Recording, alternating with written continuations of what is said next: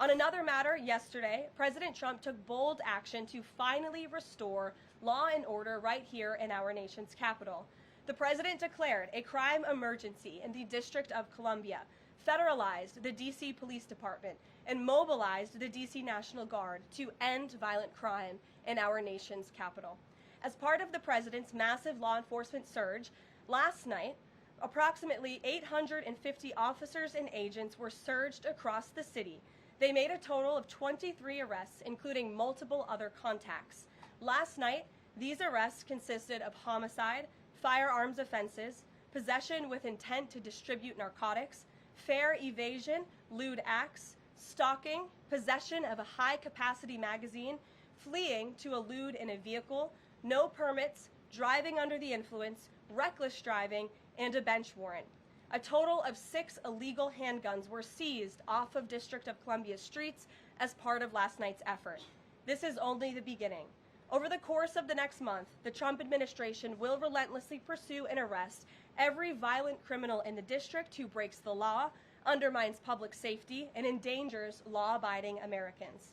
President Trump will not be deterred by soft-on-crime Democrats and media activists who refuse to acknowledge this rampant violence on our streets. He is going to make our nation's capital the most beautiful and safe city on earth, just as he promised on the campaign trail. Given the heroic actions of a member of this administration just a few blocks from this building, will the president consider giving the Presidential Medal of Freedom to Big Balls? I haven't spoken to him about that, but perhaps it's something he would consider. I'll ask him and get back to you, Betty. Thanks for being here.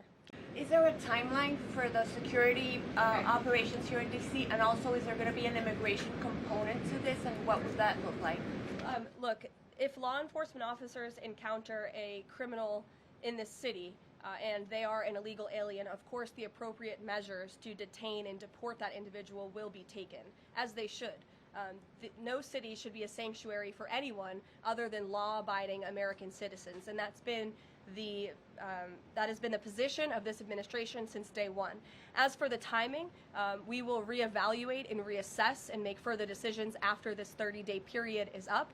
But within these 30 days, our entire focus is making sure that this is the most efficient operation possible and that we are removing as many criminals from the streets and we are cleaning up D.C. as best as we can and working with the Metropolitan Police Department to do that. I know the mayor just spoke several minutes ago. I was watching her on television, and she said that an increase of law enforcement officers on the streets will be helpful to deter crime in this city. And we look forward to working with these brave men and women of the Metropolitan Police Department to remove criminals off of our streets and to keep law-abiding citizens in the district safe.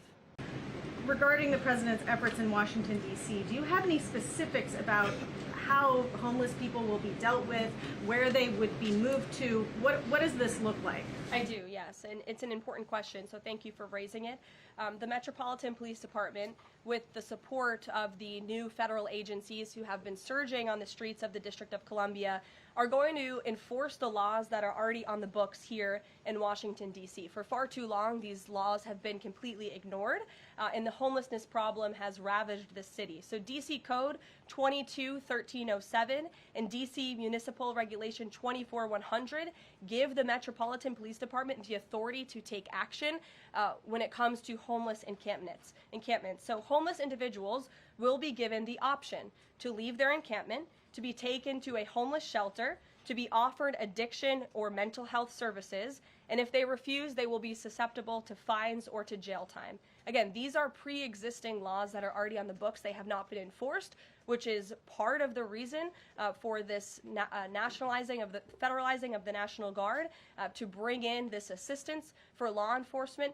While we are targeting criminals and trying to remove criminals off of the streets, we also want to make DC safe and beautiful, and that involves removing mentally disturbed individuals and homeless encampments as well. So we will be using these regulations and code that already exists to clean up our streets, and we've already had great success. Not many of you picked up up on this, but the United States Park Police has actually done remarkable work in terms of removing homeless encampments from the city. Since the president signed this executive order in March, 70 homeless encampments have been removed by the U.S. Park Police. There are only 2 homeless encampments remaining in D.C. federal parks under the National Park Service's jurisdiction, and the removal of those 2 remaining camps is scheduled for this week. So the U.S. Park Police will be leading this effort alongside MPD. Just very quickly, he had talked in one of his social media posts about moving them very far outside of the city. Is that off? No, it's not off. We're exploring how we could do that. But again, homeless shelters, offered addiction and mental health services, or jail if they refuse are the options on the table right now. And we'll continue to explore that option. Elizabeth, go ahead. Thanks, Caroline. After yesterday's action to federalize the D.C. police, is the president still interested in working with Congress to end the Home Rule Act, something you've talked about in the past? Senator Mike Lee has a bill on it. Is that something he's still interested in? The president is very much still interested in working with Congress to address many of the issues that have plagued Washington, D.C., such as the cashless bail policy, which has been a complete disaster for the city. Juvenile delinquency is another major problem in the city that Congress can address.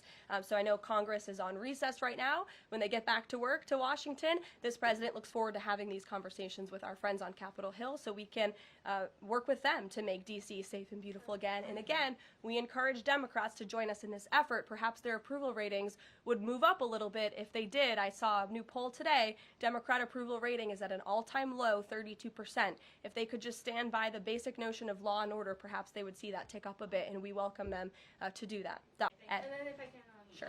the D.C. action real quick. The president said yesterday that this is a model federalizing the National Guard that could be used to combat really high rates of crime in other cities like Chicago, L.A., Baltimore.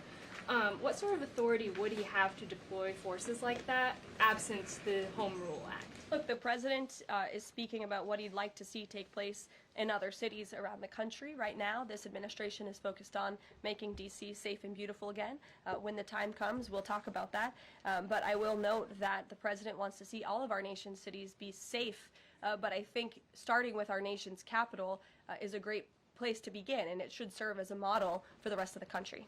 Ed. Just to bind up a few of the D.C. things, because a lot of them have been asked, but in talking with Congress about potential changes to home rule and whatever else, would he also push the House to finally pass D.C.'s budget so that it has access to all that money that it does need for policing, for schools, and for other services here in the city? Yes, and as you know, he has done that. He put out a statement calling on the House to take up the Senate's legislation, and he stands by that position. Given that the administration now has jurisdiction over MPD, can we expect, does that mean like personnel changes, hiring, firing? Can we expect leadership changes internally in the Metropolitan Police Well, Department? I just walked through what the leadership structure looks like right now. Within the uniformed police department, right? I mean, does that mean that the Attorney General, others kind of have the ability to make those personnel decisions? I would imagine it means they have the ability. As for any changes, I'm not tracking any. Again, we look forward to working alongside the Metropolitan Police Department, and we did that last night successfully, and we hope we can do that for the next 29 nights.